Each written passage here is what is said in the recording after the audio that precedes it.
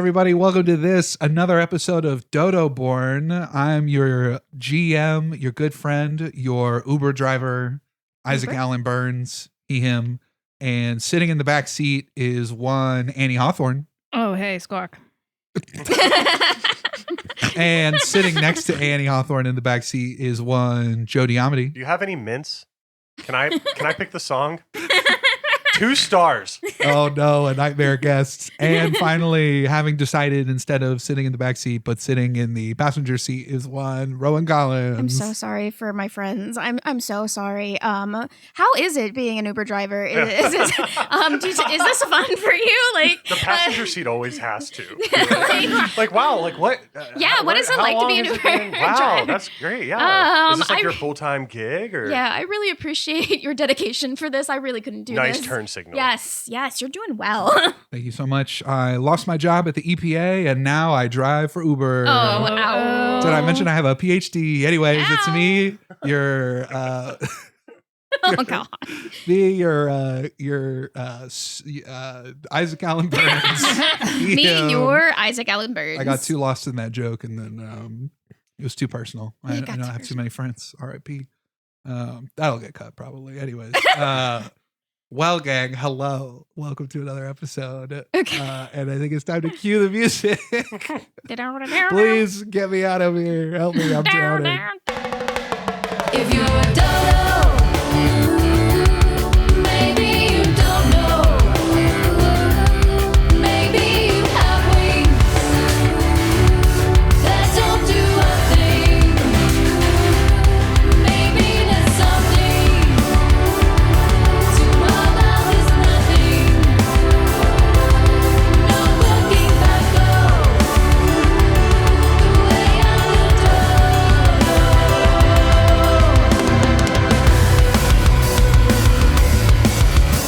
But if we can be brave, extinction could be safe. Adventure and romance, mystery and nonsense. Some fear and some hope, pulling us all close. So maybe we all know the way of the dodo. To recap last week's episode for you, as you may have forgotten, you found yourselves at the Algenabai Adventuring Guild. Much bigger than it was in Bracken Road and much more full because, in fact, there were more individuals there. One of which was someone from Kapi's past who clearly had it out for old captain there. After some tense words and some discussions with Michelle, the goblin front desk individual administrator of the Algenabai Adventuring Guild, you had a choice of 2 different jobs. One of them in the sewers and one of them in a spooky graveyard. With a spring in their step, they headed to the graveyard. And you hung out for a while in the graveyard speaking to each other when you had the idea to perhaps attempt a seance using some makeshift materials of 2 softs of rope. Within this dream, something horrible happened and Crank was shunted down into a dark place. However, Crank was rescued by his old mentor, Adrian Toulouse, who appeared to him in a vision and lifted him up out of the darkness. Upon arrival, a little bit of magic flowed into Crank, as seen by the glowing arcane gauntlets on his hands. The joy was short-lived, though, for an arrow slammed into the side of the tree that they were standing next to, and turning around. I set the scene for you now. The 3 of you are standing at one end of this graveyard. Rows of tombstones, a couple of mausoleums, stick up out of the ground, creating some kinds of cover. However, that is not the first thing that comes to mind, as directly in front of you are a cadre of skeletons. Some of them seem a misshaped group of them, as if melded together. Some of them wearing armor as though at one point they were a soldier. Some of them wielding nothing but stones, as though they were not buried with their weapons. And others, probably rangers of some kind, because they have a bow and arrow. Now I want to know, Kapi. Yes. As you're looking out at these skeletons, I want to know from you, what is it about these skeletons that makes them much more frightening than what you would imagine a normal skeleton looked like. I think that there still seems to be flesh sticking to them. Ew. Eyeballs hanging out, chunks of brain and skin just hanging on somehow. Yes, these are not pristine skeletons. They recently came up out of the ground. These were once people, and remnants of that personhood is seen on them. Another thing that catches your eye, Kapi, though, is that not all of these individuals are skeletons, however. Because in the back, you see that there is a path that winds through these stones, and sort of far distance from all of you, you see an individual holding up what looks like a stick, maybe a wand, maybe a rod, you're not quite sure, it's a little too far away. But you hear a somewhat youthful voice yelling, "Ha ha ha! Yeah! Get him! Ha! I'm the Bonemaster, and I'm gonna be your doom!" Oh my god. And Crank, as you're looking out, the Bonemaster strikes you as interesting because everything else here is undead. What is it that makes it so that you can tell they're not undead, and sort of just describe what they look like for me? All I'll tell you is the voice sounds somewhat youthful, like preteen. I think he's very like stout and plump. I think this is like a dwarven kid who like is trying to look older than like he is. I think he's trying to grow a beard but can't quite grow a beard yet. Oh, nice. And he's just like obviously not undead because he's kind of plump. Yes. Yes. I love this. Yeah, you see this dwarven kid, this plump dwarven kid in the back who clearly has not seen a lot of action. And that is awesome. You see this as this kid is back there. You can tell that he's doing something that's impacting these skeletons. The stick that he's holding up seems to glow. And you see in the eye sockets and sometimes the hanging eyeballs of these skeletons, you see a similar colored glow. Rowan. There is something else going on, however, in this graveyard that is very dire. What is that extra bit of danger, either to y'all or to someone else, that is occurring right now? I feel like the Bonemaster dude is standing very close to a liquid that seems to be moving very quickly towards him, whether it's like oil or something or whatever. And he's a little prick, and he's got like a cigarette as well because he's a little rebel. So it's definitely like that's a flammable liquid, and homie's about to like accidentally light himself on fire. So you're standing there. There is a group of skeletons in close range to you, quickly approaching.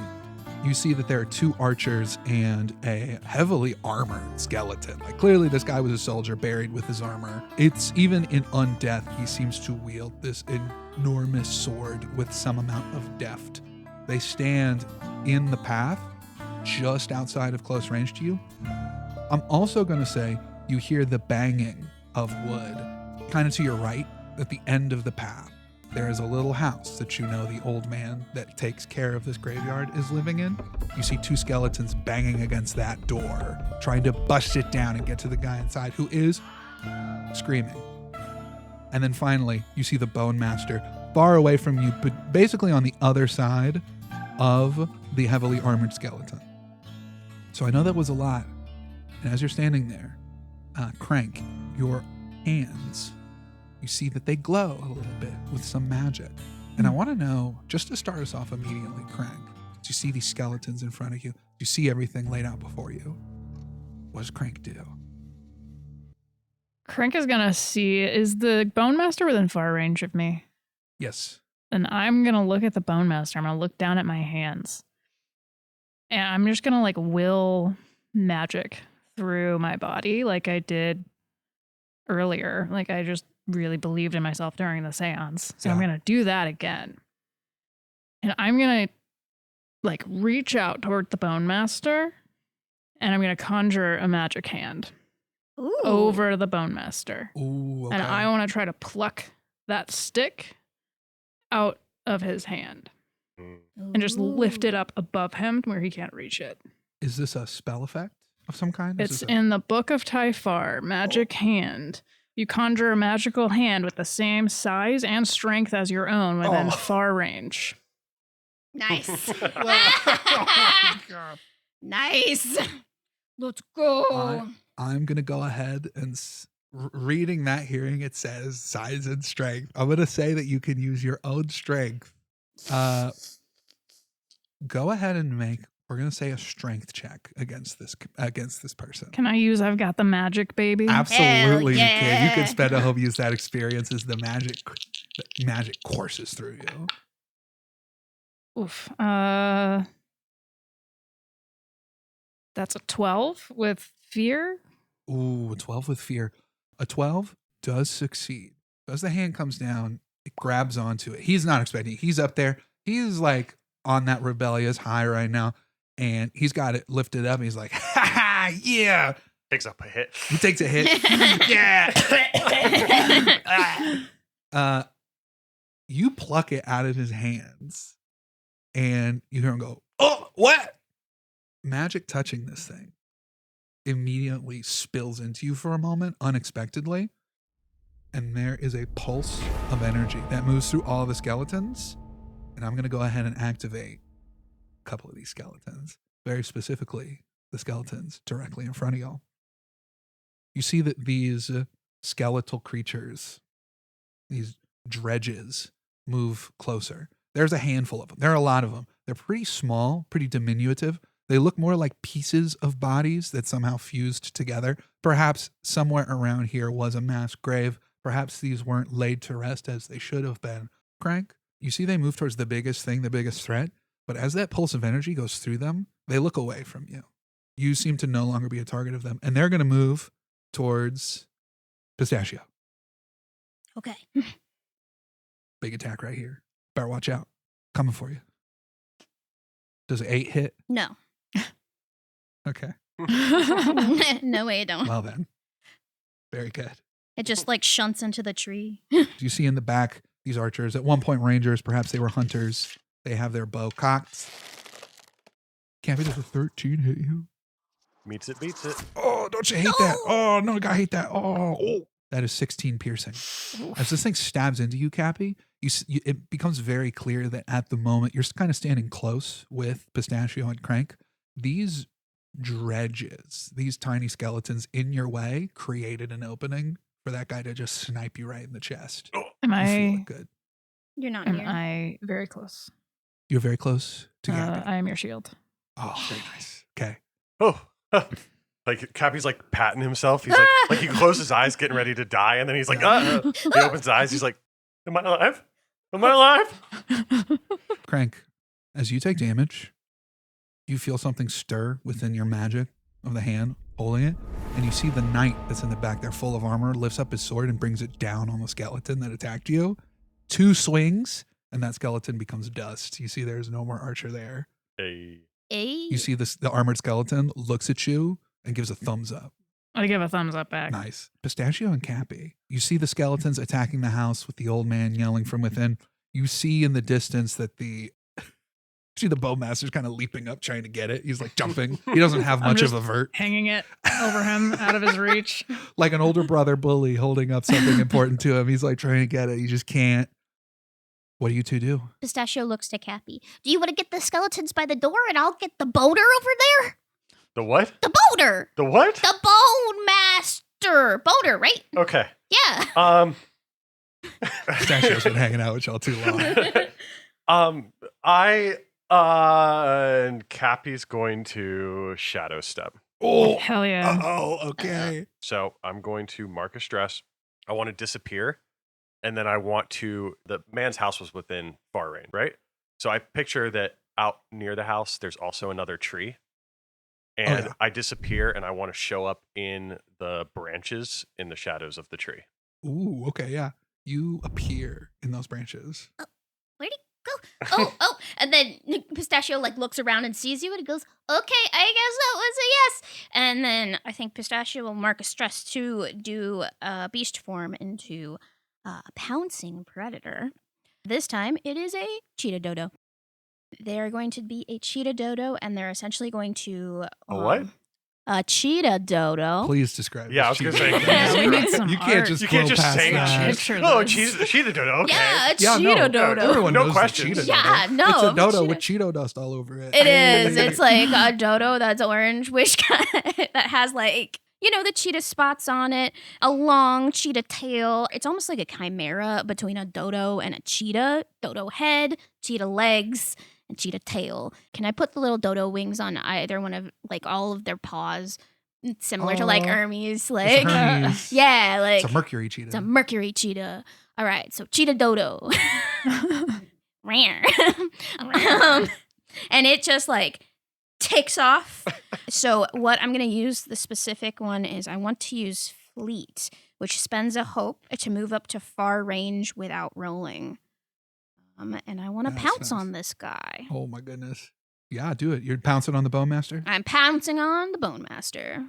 Faster than a blink of an eye, just like speed up next to them and almost like just pounce on top of him. That is going to be an 11 with fear. An 11, unfortunately, is a failure. Sorry. A 12 with fear. I don't know if that makes any difference. The way Isaac's face just fell. 12 works. I'm sorry. I saw the instinct plus Whatever, man. 1. Sorry. Yeah, you leap on top of this kid. He's being like, fuck, get off of me, pervert. And I'm just Get off of gonna. me. Fuck. This fucking cat. Fuck. I feel like the. It's like, I don't even like pussy. So you know how cats just like kind of lick things that they pet, and just lick his little hair to make it stand up on end. Like, you're now being groomed, baby cat. And That's what I was why- gonna do. That's why he yelled that. Like, no, he's stuck now. However, that was a roll with fear. So you know what happens next? I know. What happens next is still in this scene because this ooze is going to move. This oily ooze. Now, this thing is really slow. It costs a lot for me to do this.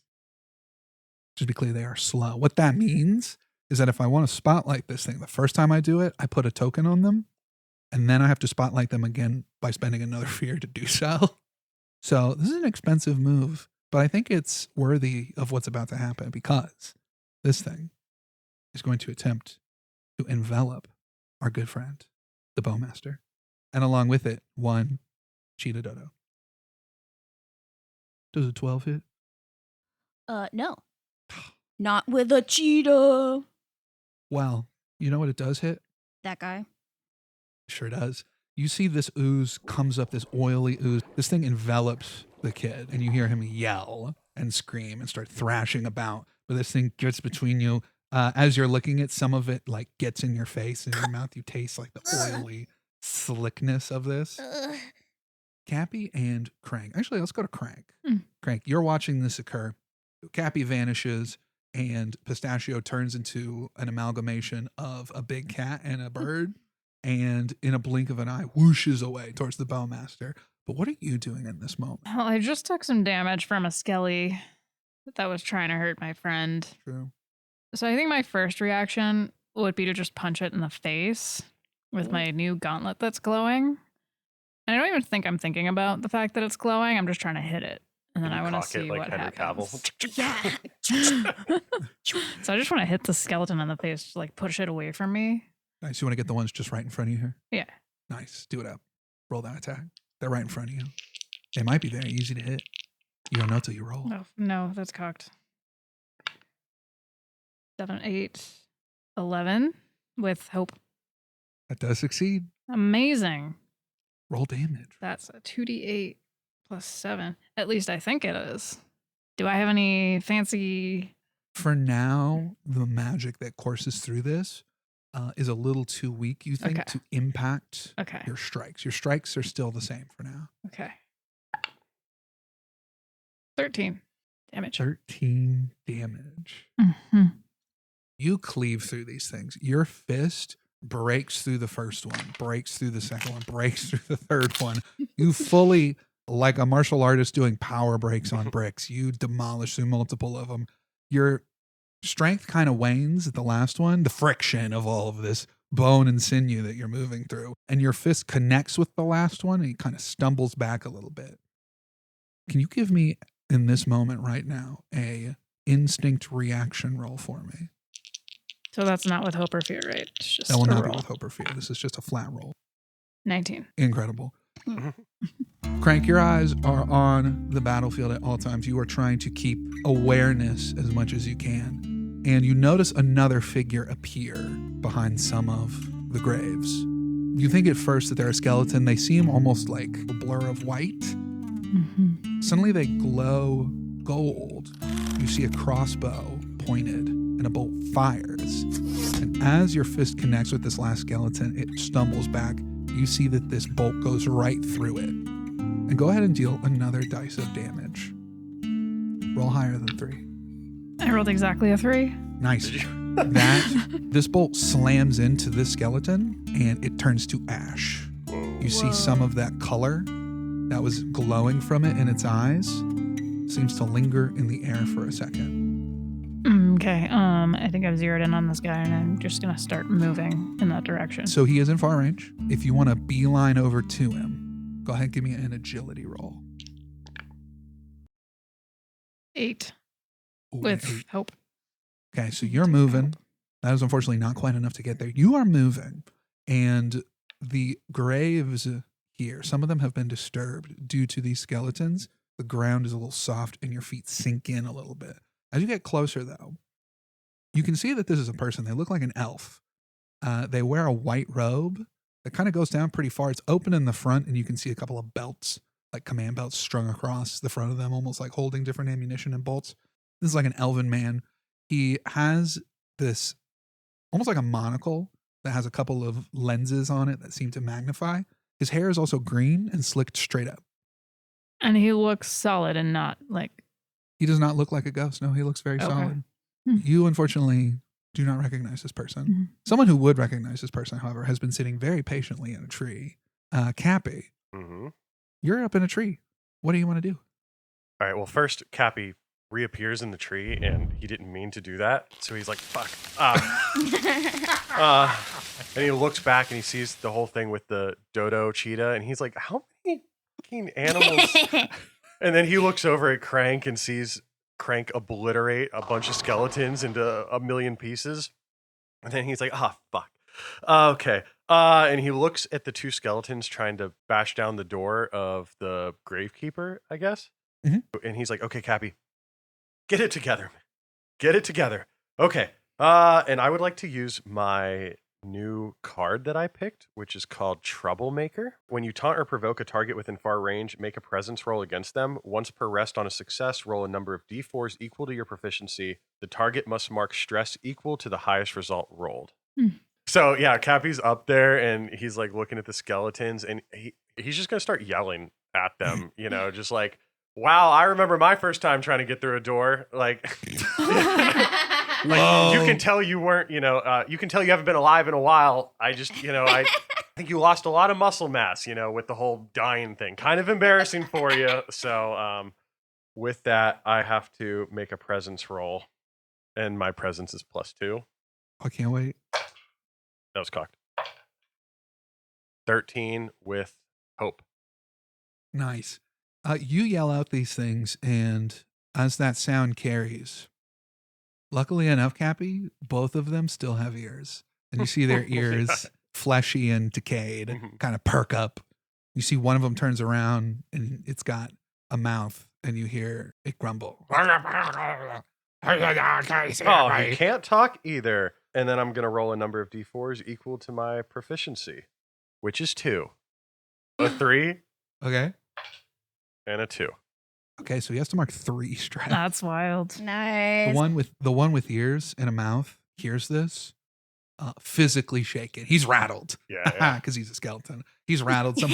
Some bones fall off. That was funny. He kind of stumbles away, afraid of the door because he doesn't understand what just happened. Mhm. He just hurts. He was at this door and suddenly he heard someone insult it and say he can't get through the door, and it demoralized him. So the skeleton kind of wanders away, upset. That's right. Now you see there is one more skeleton there. Yeah. Is there anything else you're going to try and do in this moment? Yeah, I want to rain a blade to the last skeleton. Nice. Y'all are rolling with a lot of hope, so like y'all can keep it going, chain it up. So I'm going to mark a hope and do a spellcast roll. We started off strong with, one fear roll, and now I'm just sort of sitting here like, oh man, I want some fear too. Oh. Oh, poor I want some fear Isaac. too. Oh. Aw. And if you Not call doing in a good right job now at scaring 1-800-DODO, you can donate fear to your GM. That's Isaac. right. For every 1,000 subscribers, I get one free fear. Shit. That's a 10, 11, 12 with fear. Oh, There's your fear. there's my fear. 12, that will hit. Go ahead All and right. roll that damage. I mean, it's a crit, but it doesn't matter. It's 4. These slam into the skeleton, and this is magic damage. So it hurts them. They're hurt by it. The other one stumbles away, and we have now taken care of the skeletons outside of this guy's door. Good job, y'all. This guy is not getting mauled by skeletons now. His skin is going to stay on his body. Great job. Wow. Yeah. However, you rolled with fear, which means all that yelling Uh-oh. gave your position away No. to the other living archer. You know what's bad about me? Mm-hmm. Is that when I picked that card, I was like, how could Isaac use this against me? And I was like, surely he can't. Foolproof. I didn't even think. That's so simple. That's a 16 to hit you. I made a face that knew that would hit. I don't know why. I didn't even have to ask. That is 7 points of damage. Oh. This guy did not have as clean of a shot on you because you are not surrounded by other skeletons creating these openings. Crank. Mm. I'm going to spend a fear. I'm going to spend this yellow fear, and the big skeleton marches towards you and holds out a hand to help you up out of the dirt. I reach up and grab it, and I let him pull me up. The skeleton pulls you out of the ground and nods respectfully, and then turns to the guy who just helped you, and he's going to use the rest of his movement to get over close to that guy. And Wait, he swings his sword on Don't him. do it. Oh, too late. Too late. You have to use the magic. He brings his sword down. The guy was kind of like watching you approach and seemed ready to say something to you, and then got a little confused by your interaction with the skeleton, and then a big gash through the front of him. He kind of screams out in pain. Ah! I'm not very close to him, am I? You are not very close to him, unfortunately, no. You are within close range, but not very close. Okay. As you watch this large skeleton slice into this guy, this skeleton is quite dangerous. It's quite scary. And whenever this hits, it makes everyone around him lose hope. And so I need you to lose one hope as this thing successfully hits somebody. That is all, however, and I will leave it back to you. Does this bring us ooze to look Pistachio. anything like any sort of natural, sort of gross like ooze that I could talk to, or like slime mold or something like that? Or is it just like looks This- magical and gross and This thing looks less magical and looks like almost the equivalent of like a single-celled organism like an amoeba. It solely works on instinct. And the one thing that it wants to do, its motive, is to consume, multiply, and envelop.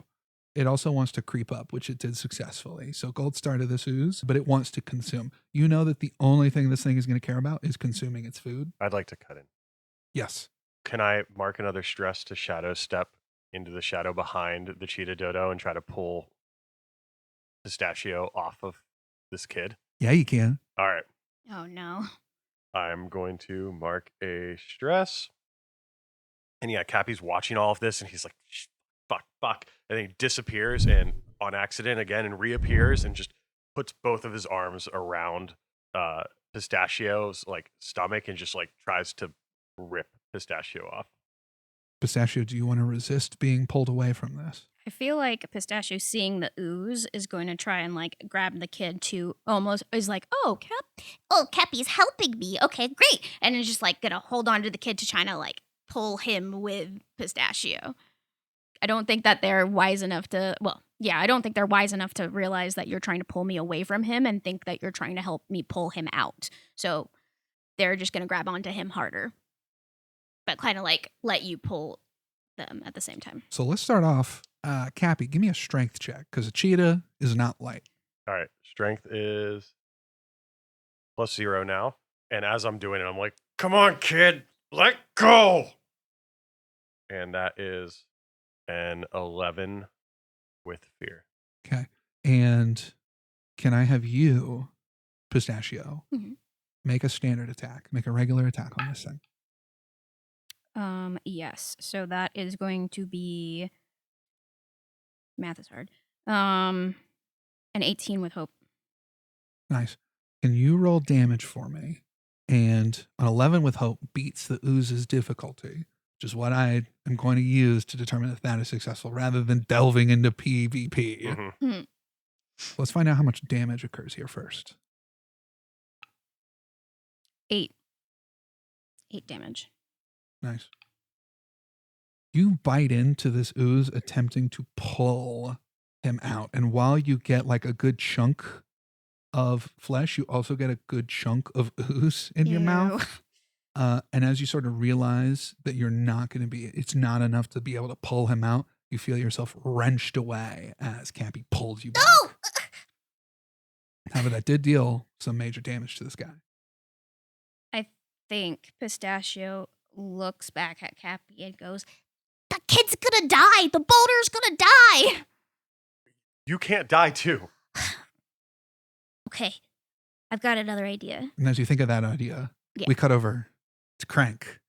Crank, you're standing there. You're a good midway of close distance between whoever this new stranger is and the skeleton knight. The skeleton knight just slashed into the dude and then turned around and gave you another thumbs up and like a devil horns, like, yeah, we're doing it. And you see the knight turn back around to attack the dude again. I'm going to quickly look around me and see what else is around me.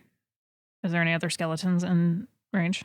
You see there is another archer just a little ways behind you, staring so intently at a tree, seeming confused. There are two skeletons on the side of the path, both sitting down, seeming to ponder their life choices. And kind of in the distance, you see your two companions kind of wrestling each other. Oh, okay. Well, I'm going to put myself in between the big skeleton and the guy.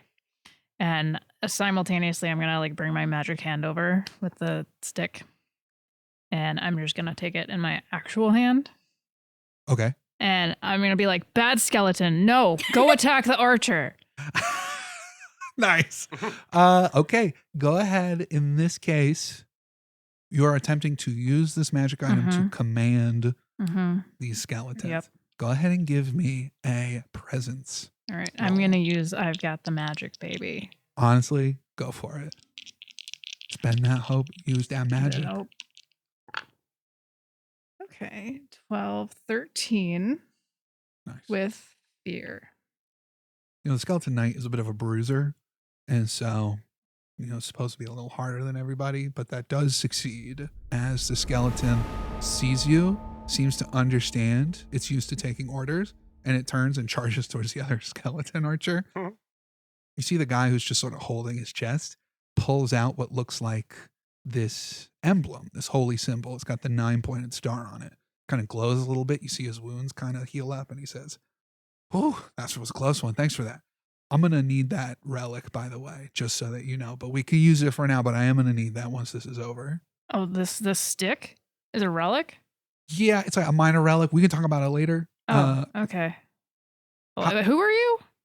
We can do longer introductions later. I'm Father Charles. Nice to meet you. Oh, okay. And he raises his crossbow and looks back over towards your two companions where you see this morass of inky blackness moving around. And you two watch as this ooze, which is sort of tightening around this kid, seems to split apart. As this ooze is going to split. That's right. I spend a fear so they can split in twain. There's now two oozes. One of these oozes moves directly towards y'all and is going to swipe at one of you. It's going to swipe at the big one, which is you, Pistachio. Does a 10 hit you? No. Of course not. The other ooze you see sort of collapses even closer on this kid. You hear this kid yell in pain. He's not long for this. He probably can't handle another one of those. However, I throw it back to you two now. Pistachio is gonna drop out of beast form. I just checked. You cannot cast spells in beast form.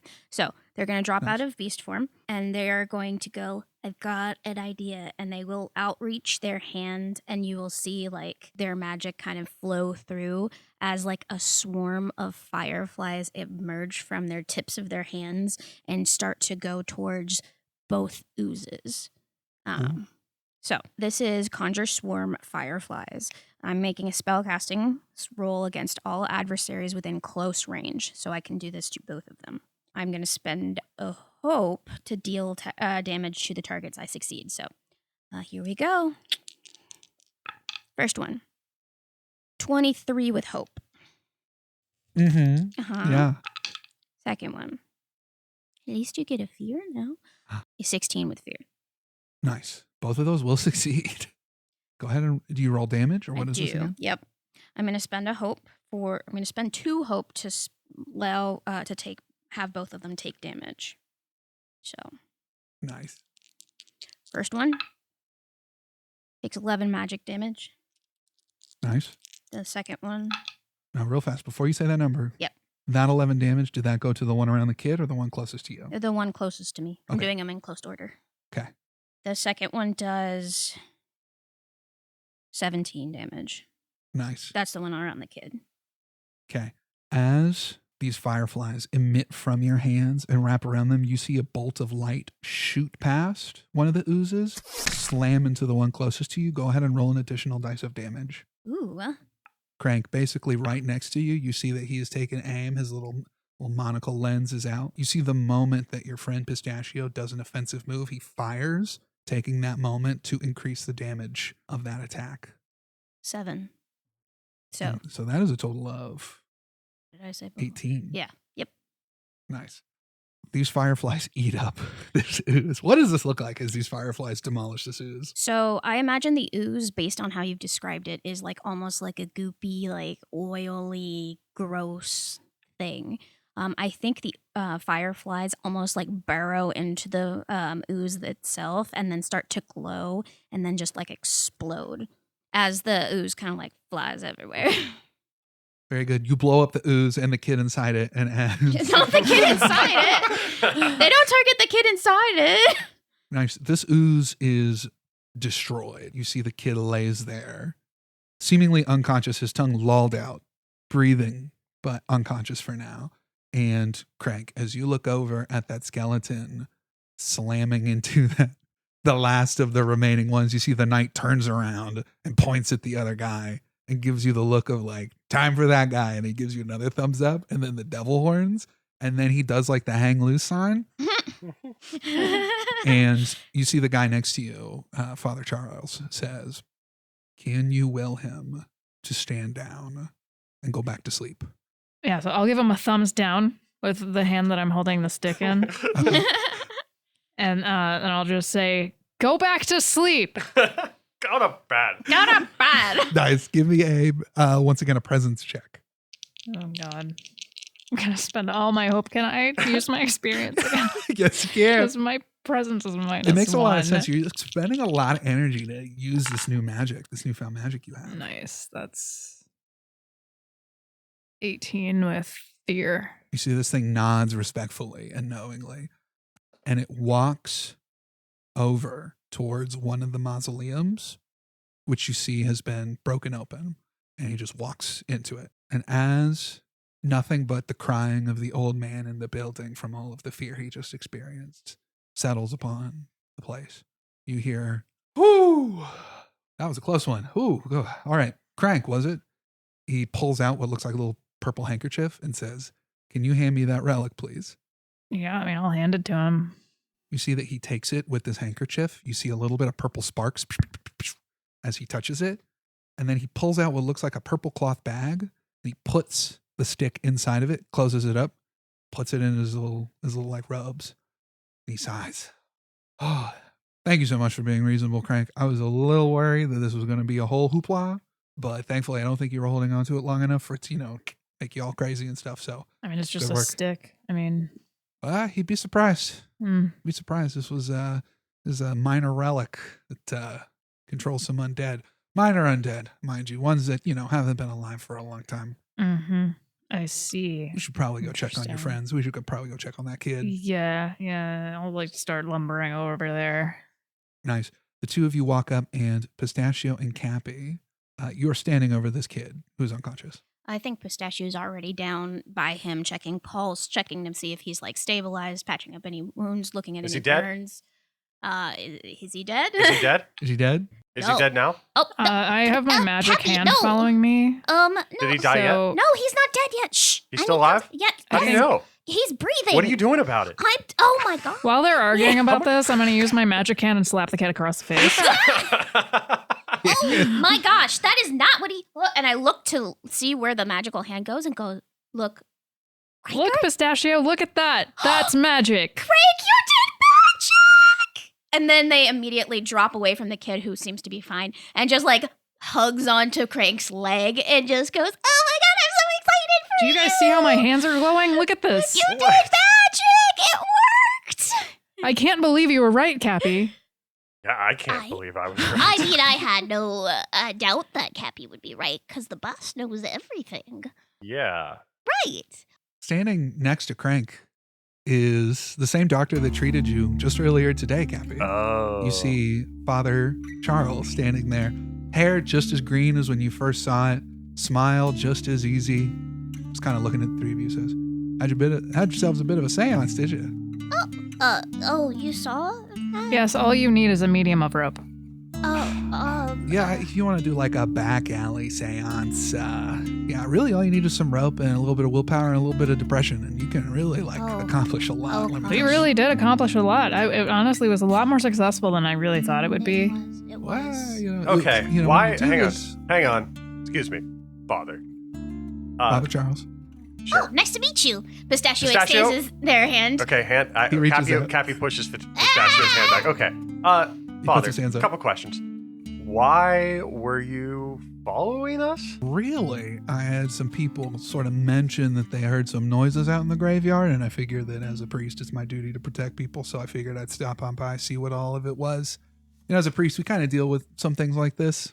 Something isn't adding up to me. Oh, you know, Kathy. Crank is it's counting just- on his fingers. Pistachio is like, And if do I'm I gonna need an pick abacus? what it is, why were there socks in the jar? Listen, man, that's Eleanor's thing. She just has some weird quirks. She likes to darn some socks, keep them by a jar by the door. She likes to pick up Oh. rice where a wedding has been. Okay. Really a whole thing. But yeah, it's not weird. You kind of get used to it. You know, she's great. She's, Right. You know, she's a really great assistant. Okay. Okay. Okay. But that was all the questions I had. Okay, perfect. Pistachio like takes a second and then kind of like looks around and goes, "Where did Quackers go? Quackers!" And they like look around and they don't see him, and then goes, "Oh no, I hope I didn't leave him anywhere. Quackers, come back, Quackers!" He was with us in the seance. Yeah, he was with us before the seance, but I wonder. I hope he didn't like run away or anything. Pistachio, as you're reaching out for Quackers, what happens? Go ahead, tell us what happens here. I think Pistachio is looking around. They're like running around the tree and like looking under different things, and then I think like Quackers just comes around the other side of the tree And as what do if you- they were there the whole time. And what do you feel when you see Quackers? Immediately relieved, just like a gush of like emotions of like, oh gosh, they didn't lose them. It was almost like an emotional relief of like a buildup of a dam. Like their magic would have gone wild, connected to their anxiety. As soon as they see it, it's almost like it all goes out of their body. Nice. Quackers! Oh, and they you found. grabbed it. You found. Oh, okay. Quack. Well, I'll just go over there. Quackers, Then. I'm That's so fine. happy that you're not gone. They pick him up and just like shake him and just go, "Oh, Quackers, I thought I loved you." Quack. I think Crank watching this feels very dejected and very replaced. And like Aw. the magic hand just like pops out of existence and like the glowing on my gauntlets kind of like fades a Aw. little bit. And I just like, oh, and I just like walk away. Quackers, you gotta see this cool thing. Craig's got like a cool magic. He finally did magic, Quackers. And Pistachio looks over and goes, "Oh, Craig, did you already dismiss it?" Oh, I guess I can show my magic hand. I'll pop the hand back out. Like, I'll just pick Quackers up with the hand. Ooh, yeah. Quackers And is I like lift it up and down, you know? Like, Quack, quack, quack.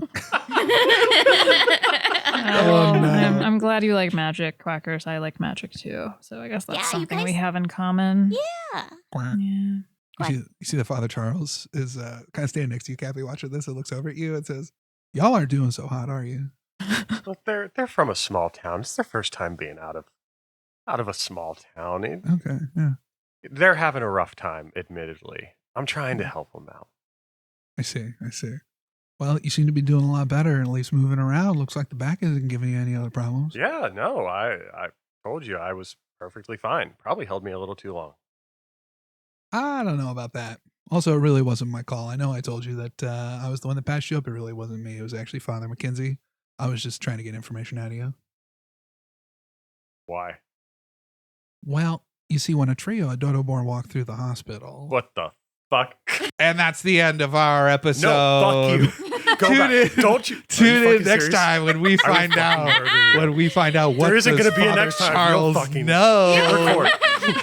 Keep it going. Keep going. Keep Good rolling. Give Hey, us that sus- 67-minute episode that people have asking. Okay, A- no, actually, no, we're not doing A that. sussy baka squawk on 3. 1, 2, 3. What? Squawk.